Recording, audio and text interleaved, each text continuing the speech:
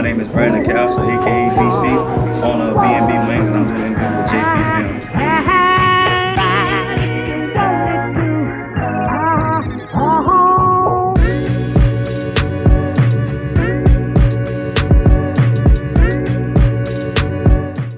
All right, so first off, what's your name and where you from? Brandon Castle, I'm from Homer, Louisiana.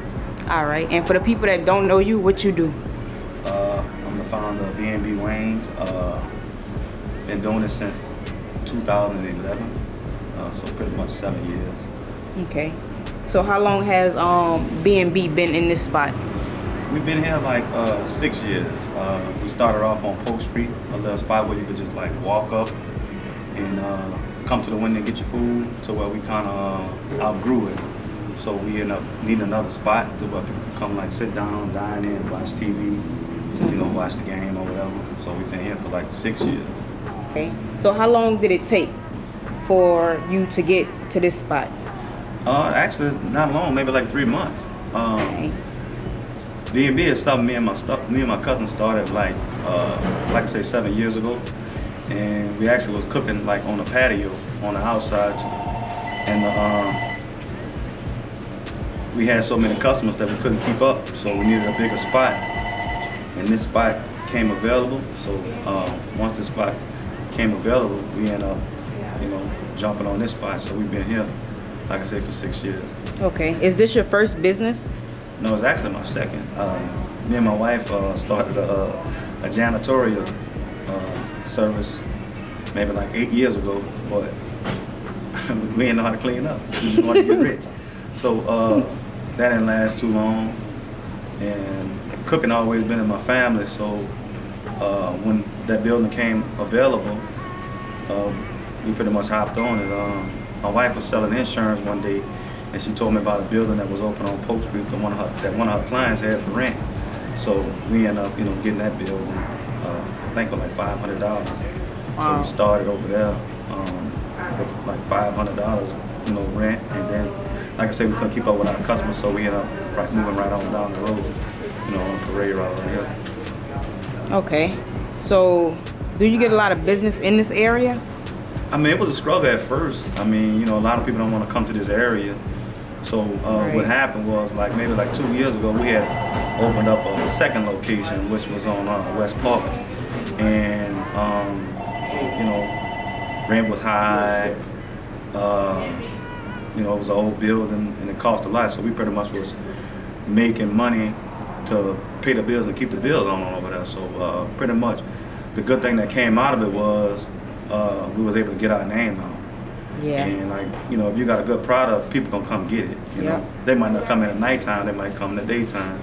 Some people you might have to deliver to. So I mean, we do whatever we have to do, you know, to make ends meet pretty much. So like we done grew a lot from 7 years ago. Okay, so let me ask you this: do people still come like into your restaurant knowing that you was like, you know, in your own house doing your own business? Do they come up in here and try to get deals from you too? What you mean, deals, you say? Yeah. All the time. All the time, man. I mean, it's like, you know, it's tough, you know, because like I say, it's the, you know, you want to survive, but at the end of the day, you know, you got to try to get what you worth, you know. I mean, big people don't make deals, so I mean, you know. Yeah. You know, I mean, I can't stop them from asking, but you know, that's how it is, you know. Yeah. Did you get a lot of support when you first started?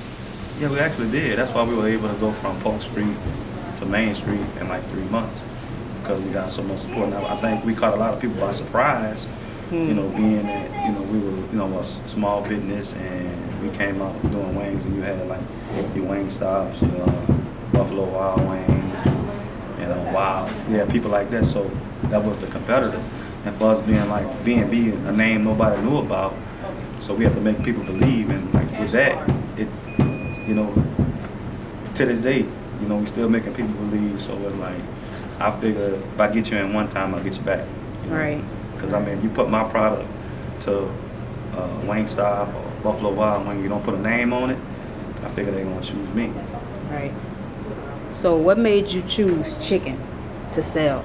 I mean, a lot of people like chicken, pretty much. I mean, and like, It's kind of hard to mess up chicken. Everybody eat chicken. I mean, if you do a survey on people that eat chicken and don't eat it, I mean, I think 85% will say yeah, maybe more than that. So, like I said, I come from a cooking background, so my daddy pretty much cooked everything. My grandma was the candy lady, so my uncle was a candy lady. My uncle was a candy man. So at the end of the day, that stuff that I seen growing up, and I seen a lot of people saying what they were gonna do, like I'm gonna do this and do that, and I said I didn't want to be like that. So I said if I ever got an opportunity, I'm gonna do it, and that's pretty much what I did. So I took a job working on the river. I was pretty much gifted in cooking and stuff, and I took a job on the river where it wasn't me. I worked my way to where I was making like $27 an hour, but I wasn't happy because I was, away from my family. Right. The job took a lot of risks, so I ended up going out there and pretty much, getting my money up, and I took my money and I put it in a dish. Me and my cousin, we put it in a dish. Okay. So what's your top selling flavor on your chicken? My top selling flavor is the BC Special. It's pretty much sauce that I named after myself. It's sweet with a little kick to it. People put it on their fries, people put it on their burgers, people put it on their ribs, people put it on everything. Kind of like the Frank sauce, they put it on everything. So that's pretty much like if I do $200 a day, 180 of them gonna be BC Special. Wow. Yeah. And that's something you made, you created? Something I created. I mean, I just did a little bit of this, a little bit of that, put it together until I perfected it and just named it after myself. I said if I can get a whole bunch of people saying my name, then I might can make it. So that's pretty much the story on that. All right. So how you came up with that $5 box that you're giving out right now? Man, it was just like trying to keep up with the Popeyes and the churches and the rallies and stuff like that. I mean, I seen them doing it, and I seen Popeyes causing wrecks every day because with the $5 box they got lines wrapped around the corner. So in order to keep up with those folks, I mean it was hard for a small business to be able to charge $5. So I came up with a method. I said, well, I just break it down for like the 10 pieces. I'm gonna go half of that. So 2 5s is pretty much equal up to 10. Maybe a couple cents off, but I'm selling more in quantity, so I'm pretty much making up for it. So like people buying 5 or 6 at a time, so that's how I pretty much came up with it. So what's next for B&B? What's next for B&B? Next for me is putting my sauces in the store. I want to get to another location where I can service everybody, not just the black community, because I get a lot of support from everybody, and that's my goal. Maybe a few food trucks to hit some of the festivals and things like that. Do a lot of stuff like for the kids. I mean, I've been waiting to do this. I did an interview with the Times. That was a few years ago. A lot of people, but they don't ask, don't want to know. You know what I'm saying? Like the struggle, because it's like I see a lot of businesses that started like after me last 2 months, 3 months, 2 weeks. So it takes a lot. And my key was getting in here doing it myself. To the day I still getting in do it myself. Like if it gets slow or whatever, instead of hiring somebody else, I get in and do it myself. So I can keep these doors open and put money in my pocket, pay my bills, take care of my family.